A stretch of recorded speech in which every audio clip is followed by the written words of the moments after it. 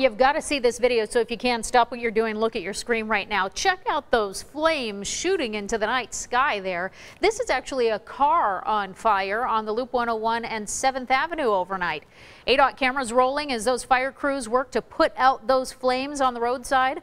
We reached out to DPS to find out if anybody was hurt and what caused this fire. It's the